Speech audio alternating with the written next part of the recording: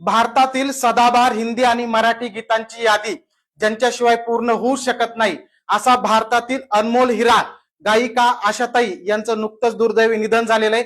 आपल्या परिवारातर्फे त्यांना भावपूर्ण आदरांजली देऊया आणि त्यांच्या जीवन परिचयाबद्दल माहिती करून घेऊया। तर आशाताई ज्या आहेत, आशाताईंचा जन्म 8 सप्टेंबर 1933 ला महाराष्ट्रातील सांगली या ठिकाणी झालेला आहे आणि त्यांचं निधन 12 एप्रिल 2026 ला मुंबई येथे झालेला आहे। आशाताईंचे एकूण 2 विवाह झाले होते। पहिला विवाह 1949 ला गणपत भोसले यांच्याशी झाला होता आणि दुसरा विवाह 1980 ला आर.डी. बर्मन ज्यांना पंचमदा म्हणून ओळखतात यांच्याशी झालेला होता। त्याच पद्धतीने आशाताईंनी 2011 साली गिनीज वर्ल्ड रेकॉर्ड केलं होतं। जगामध्ये सर्वात जास्त गाणे रेकॉर्ड करणाऱ्या गायिका त्या ठरल्या होत्या 2011 ला।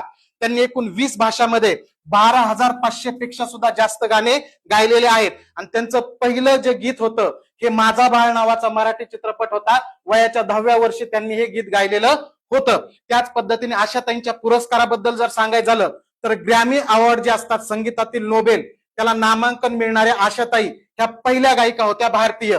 2000 साली चित्रपट क्षेत्रातील सर्वोच्च पुरस्कार म्हणजे दादासाहेब फाळके पुरस्कार त्यांना मिळालेला होता। 2008 साली दुसरा सर्वोच्च भारताचा नागरी पुरस्कार म्हणजे पद्मविभूषण त्यांना मिळालेला आहे।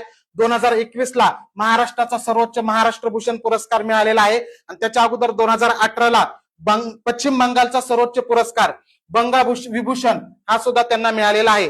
2 वेळा त्यांना सर्वोत्कृष्ट पार्श्वगायक म्हणून राष्ट्रीय चित्रपट पुरस्कार सुद्धा मिळालेले आहेत आणि 2023 ला लता दीनानाथ मंगेशकर हा जो पुरस्कार आहे हा पुरस्कार सुद्धा त्यांना मिळालेला होता।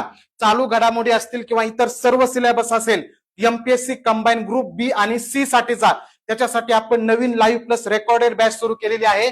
एकलव्य बॅच ही गट ब आणि गट क पूर्व आणि मुख्य यांच्यासाठी एकत्रित बॅच आहे। लाईव्ह प्लस रेकॉर्डेड बॅच 1 वर्षाचा कालावधी असणार आहे। अनलिमिटेड व्ह्यूज आहेत, पीडीएफ नोट सुद्धा मिळणार आहेत, सराव टेस्ट सुद्धा मिळणार आहेत आणि त्याच पद्धतीने तुम्हाला पर्सनल गायडन्स सुद्धा होणार आहे आणि झालेल्या प्रत्येक प्रश्नाचं विश्लेषण सुद्धा यामध्ये घेतलं जाणार आहे। सध्या नवीन बॅच चालू आहे म्हणून ऑफर मध्ये सुरू आहे। ही बॅच आपल्या महाराष्ट्र अकॅडमी ऍप वर सुरू आहे। नक्की या बॅचचा सर्वांनी फायदा करून घ्या।